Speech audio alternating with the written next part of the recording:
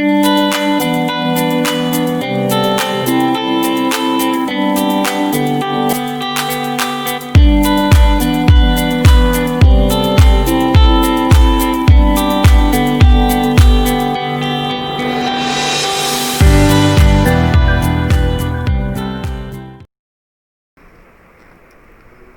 all to the course of Data Communication Networking, BE 7th semester Electronics and Communication Engineering. We are discussing a local area unit. It is a last lecture of this local area network. In the previous session, we have seen virtual circuit networks, a form of a frame relay. In this session, we are continue our unit with the help of the ATM. So an ATM, the full form is the asynchronous transfer mode, is a cell reply protocol designed by ATM Forum and adopted by ITUT. The combination of ATM and SONET will allow high-speed interconnection of all the world's networks.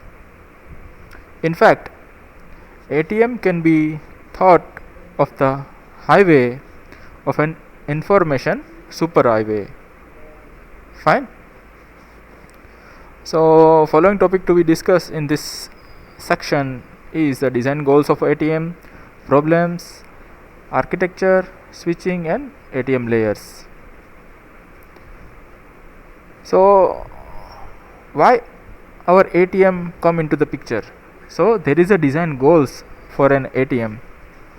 So among all the challenges faced by the designer of a ATM, our 6 stand out. So it is mentioned over here. First is foremost is the need of the transmission system to optimize the use of the high data rate transmission media, in particular optical fiber. In addition to offering a large bandwidth, a newer transmission media and equipment are dramatically less susceptible to the noise degradation. A technology is needed to take the advantage of both factors and thereby the maximum data rates. Second, the system must have an interference or interface with an existing systems and provide a wide area interconnectivity between them without lowering their effectiveness or requiring their replacement. Third, a design must be implemented inexpensively so that the cost would not be a barrier of adoption. If ATM is to become a backbone of the international communications as intended, it must be available at a low cost to every user who wants it. Fourth, the new system must be able to work with and support the existing telecommunication hierarchies, just like our local loops, local providers, local distance carriers, and so on. Fifth, the new system must be connection oriented to ensure accurate and predictable delivery. Last is one objective is to move as many of the functions to the hardware as possible for a speed and eliminate as many software functions as possible for the speed. So less hardware and software. So let's recall this. First is high data rate and transmission media and large bandwidth required. Second is interface and interconnectivity must be there. Third is the cost must be low. It will work and support the existing telecommunication. Fifth is connection oriented. And finally, a less hardware and less software for a better speed. So, what are the problems we are facing for this ATM? So, before we discuss the solution of these requirements, it is useful to examine some of the problems associated with existing systems. So it is listed out over here that frame network, mixed network traffic, cell network, and asynchronous TDM. Before the ATM, the data communication at the data link layer had been based on the frame switching and frame networks. So it will work like in a frame networks. Different protocols use the frames of some varying size and intensity. As networks became more complex, the information that must be carried in the header becomes more extensive. The result is larger and larger headers relative to the size of the data unit. In response, some protocols have enlarged the size of the data unit to make header use more efficient, just like sending more data with the same size header. Unfortunately, the large data fields create waste. If there is not much information to transmit, much of the field goes unused. To improve the utilization, some protocol provides a variable frame size to the users. Second is mixed network traffic. As you can imagine, the variety of frames in a size make a traffic unpredictable. Switches, multiplexer, and router must incorporate elaborate software systems to manage the various size of the frame. A great deal of the header information must be read, and each bit counted and evaluated to ensure the integrity of the every frame. Internetworking among the different frames networks in a slow and also expensive at the best and impossible at the worst. Another problem is that of providing a consistent data rate delivery when frame size are unpredictable and can vary so dramatically. To get the most out of the broadband technology, traffic must be time devised multiplexed on a shared path. Imagine the result of the multiplexing frame from the two networks with different requirements, just like a frame design onto one link. You consider this figure. What happens when a line 1 uses a large frames, usually a data frames, while line 2 use very small frames, the norm for the audio or video information. If a line 1's gigatic frame X arrives at the multiplexer even a moment earlier than a line 2 frame, you can see over here it will arrive at this multiplexer.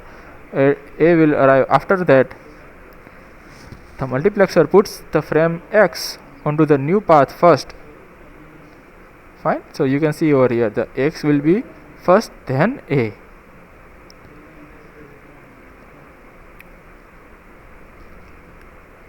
After all, even if the line 2 frames have priority, the multiplexer has no way of knowing to wait for them and so process the frame as arrived.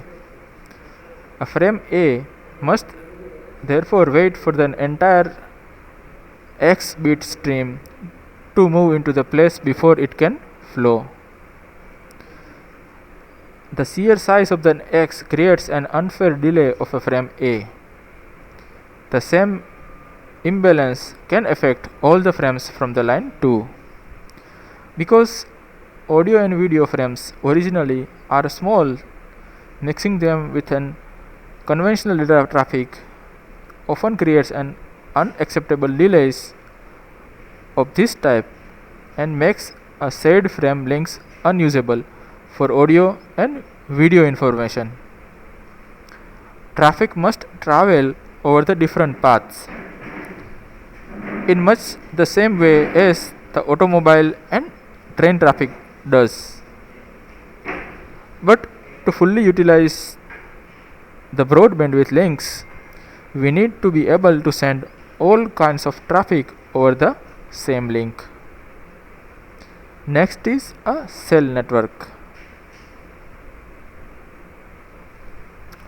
Many of the problems associated with the frame internetworking are involved and solved by adopting a concept called as an cell networking.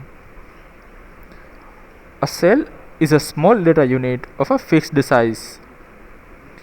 In a cell network, which uses a cell as the basic unit of the data exchange, all data are loaded into the identical cells that can be transmitted with a complete periodically and predictability and uniformity. As frames of the different sizes and formats reach the cell network from the tributary network, they are split into a multiple small data units of an equal length and are loaded into the cells. So,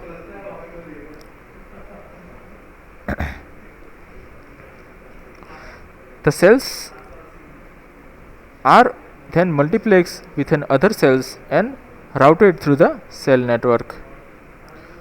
Because each cell is the same size and all are small, the problem associated with multiplexing different size frames are avoided. So we can say that a cell network uses a cell as a basic unit of the data exchange, and a cell is defined as a small fixed slide block of a information. You can see this figure, multiplexing using a cells. So each cell have a same size but have a different data. Our figure shows the multiplexer from our previous one within two lines sending a cells instead of frames. Fine. So it is a cells. Fine. All are cells. Frame X has been segmented into the three cells X, Y and Z. Only the first cell from the line 1 gets put on the link before the first cell from the line 2. Over here X comes first, so X will be first, then A. Fine. So you can see this.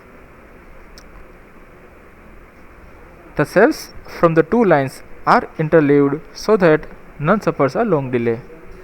Each have their own time for sending a data. A second point in this same scenario is that the high speed of the links coupled with a small size of the cells means that despite interleaving, cells from each line arrive at their respective destination in an approximation of a continuous stream. In this way, a cell network can handle real-time transmission such as a mobile call or a phone call without a parties being aware of a segmentation or multiplexing at all. Fine. Finally, last problem is asynchronous TDM. An ATM uses asynchronous time division multiplexing. That is why it is called as an asynchronous transfer mode. To multiplex cells coming from the different channels, it uses a fixed size slots. Over here it is a slot size of a cell. Slot is a slot will be in the size of the cell. Fine. So our cell will be fitted in this slot. Our ATM multiplexes fill a slot with a cell from any input channel that has a cell. The slot is empty if none of the channel has a cell to send. Fine. So over here an empty cell is there, an empty slot is there. This figure shows how cells from the 3 inputs are multiplexed. At the first tick of the clock, channel 2 has a no cells or NP input slot. So the multiplex fills the slot with a cell from the third channel. Fine. When all cells from on all channels are multiplexed, the output slots are empty. Fine. So it is some problem related to our ATM. So let's go for a architecture. The ATM is a cell switched network. Fine.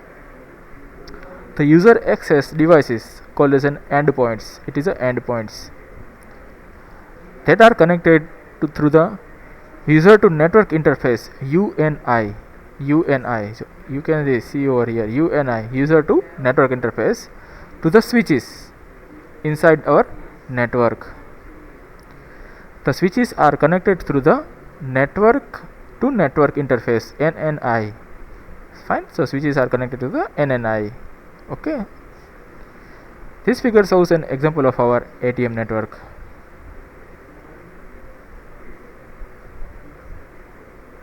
A virtual connection. A connection between the two endpoints is accomplished through a transmission path. TP means transmission path, and virtual path VP, and virtual circuits VC. So transmission path, virtual path, and virtual circuit TP, VP, and VS. Our transmission path is a physical connection, just like our wire, cable, satellite, and other. It will be connect between an endpoints and switch, or between the two switches. Think of the two switches as a two cities.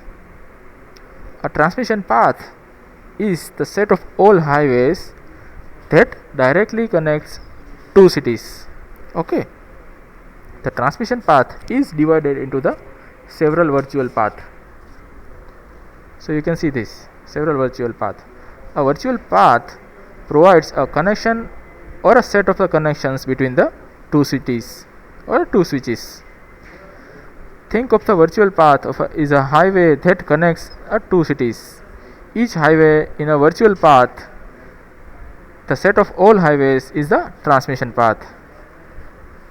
Now, cell network are based on our virtual circuits VC. All cells belonging to the single message follow the same virtual circuit and remain in their original order until they reach their destination. Think of a virtual circuit as a length of a highway, a virtual path. This figure shows the relationship between the transmission path TP, a physical connection, virtual path, a combination of virtual circuits that are bonded together because of the parts of their path are same, and the virtual circuits that are logically connected to points. To better understand the concept of VP and VS, look at this figure. In this figure, 8 endpoints 1, 2, 3, 4 and 2, 2 are communicating using a 4 VPs 1, 2, 3 and 4. Sorry, VCs 1, 2, 3, 4. However, a first 2 VC seems to share the same virtual path for the switch 1 and switch 3 over here, switch 1 and switch 3 over here, a pink line. So it is reasonable to bundle these 2 VCs together to form a 1 VP. So it is VP1. On the other hand, it is clear that the other 2 VCs share the same path from the switch 1 to switch 4. Okay. So it is also reasonable to combine them to form a 1 VP. So there is the 2 VP and 4 VCs.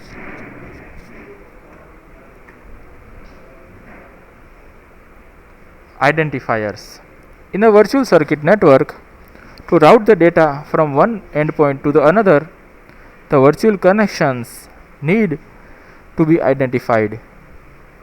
For this purpose, the designer of an ATM created a hierarchical identifier with two levels, VPI and VCI. VPI called a virtual path identifier and VCI is a virtual circuit identifier. The VPI defines the specific VP and VCI defines a particular VC inside a VP.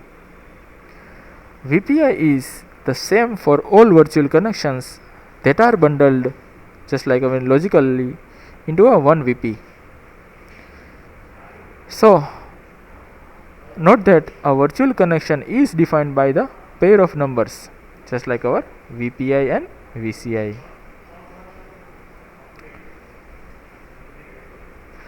Our figure shows a VPI and VCIs for the transmission path. You can see over here it is our VPI and it is our VCI. To rationale for the dividing a identifier into two parts will become clear when we discuss routing in the ATM network. The length of an VPI for an UNIs and NNIs are different. In a UNI, a VPI is 8 bit, whereas in NNI, VPI will be 12 bits.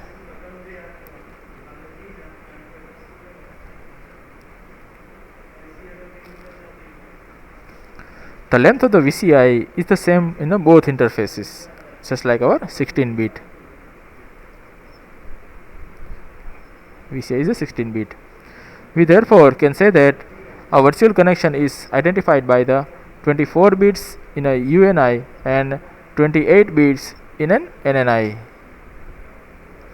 The whole idea behind dividing a virtual circuit identifier into two parts is to allow a hierarchical routing. Most of the switches in the typical ATM networks are routed using a VPIs. The switches at the boundaries of the network, those that are interact directly with the endpoints devices, use both VPI and VCI. Fine, so you can see this. Next is cell.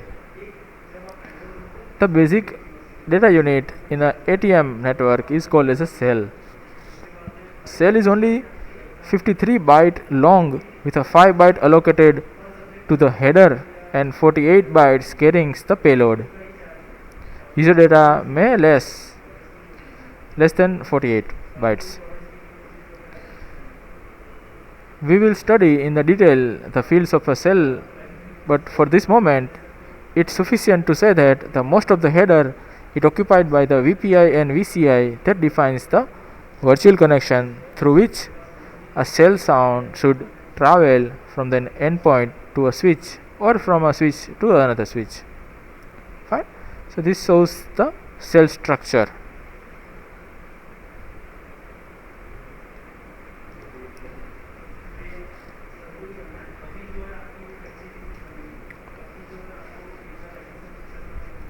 Next is connection establishment and release. Like a frame relay, ATM uses the two types of connection, PVC and SVC. A PVC, a permanent virtual circuit connection, is established between the two endpoints by the network provider. VPI and VCIs are defined for the permanent connections and the values are entered for the tables of each switch. SVC. In the SVC means switched virtual circuit connections. Each time the endpoint wants to make a connection with another endpoint, a new virtual circuit must be established. Over here a permanent, over here a user base, means a user wants to establish, then it establishes. ATM cannot do the job by itself, but needs a network layer address and services of the another protocol, just like our IP. The signaling mechanism of this other protocol makes a connection request by using a network layer address for the two endpoints. The actual mechanism depends on the network layer protocol.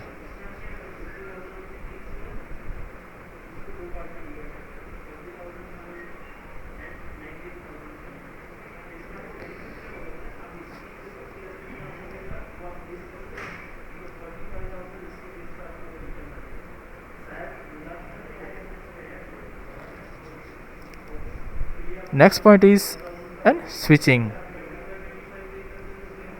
ATM uses switches to route the cell from a sourced endpoint to the destination endpoint.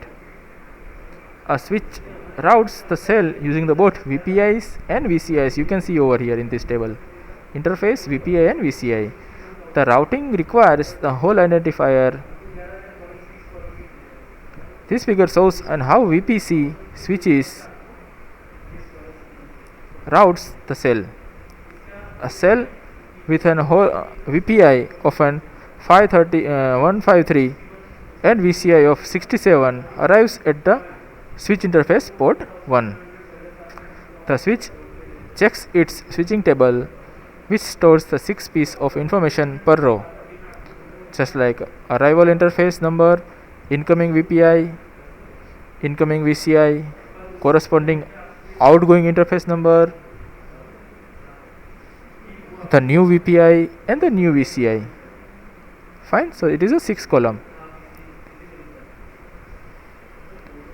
Corresponding to the outgoing number, the switch finds the entry in the interface 1, VPI 153 and VCI 67 and discovers that the combination corresponds to the output interface 3, VPI is equal to 140 and VCI is equal to 92.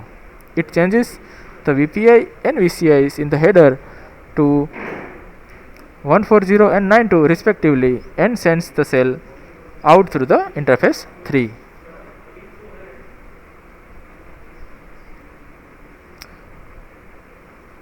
Next point is the ATM layers.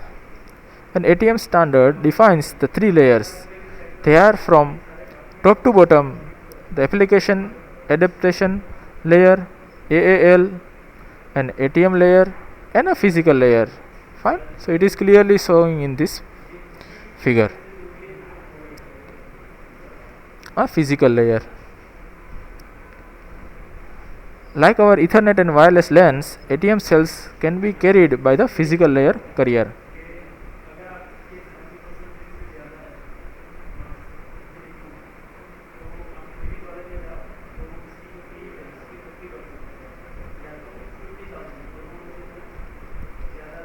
Fine, so it is a figure of an ATM layers in endpoint devices and switches.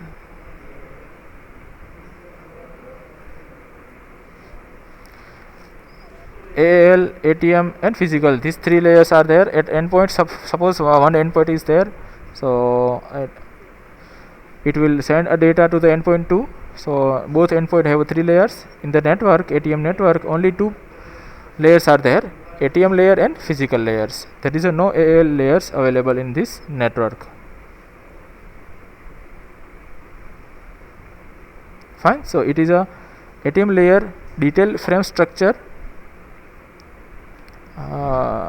The segment byte have a 48 bytes from an AAL and a header byte have a 5.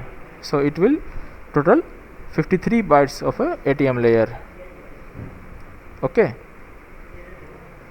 So it is a ATM headers, just for your understanding purpose. Don't worry about its structure. So what are the sub layers in our application adaptation layer? You have already seen in the first slide: AAL1, AAL2, AAL3 and 4 and AAL5. So there are 4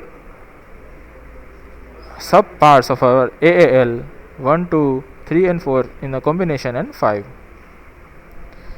Okay. So it is our end of our session.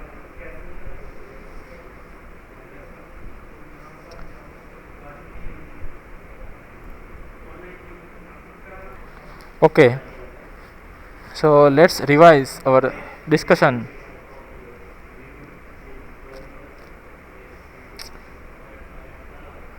We started our discussion with an ATM. First, we introduce an ATM, then we define design goals for an ATM. After that, a problem related to this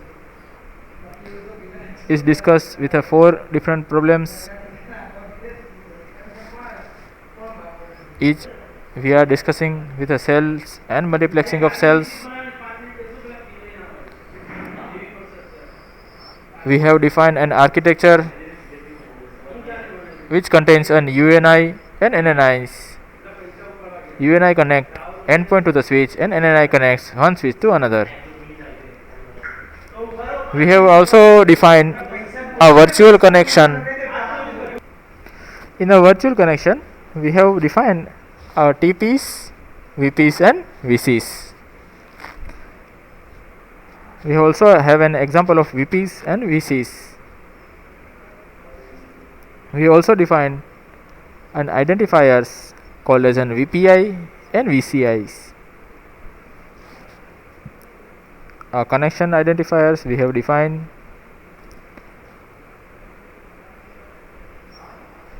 VCI in a UNNI and NNIs.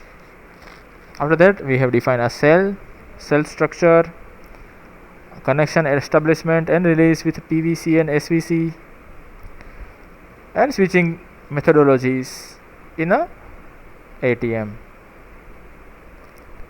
After that, an ATM layers is defined, 3 layers: AAL, ATM layer and physical layer.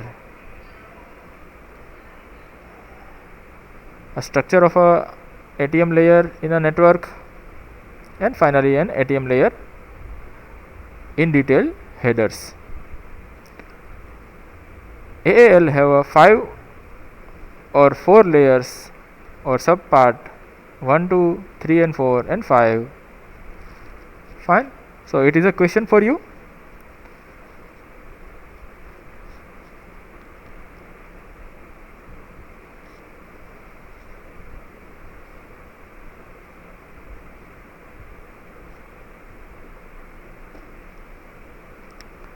So we complete our unit 5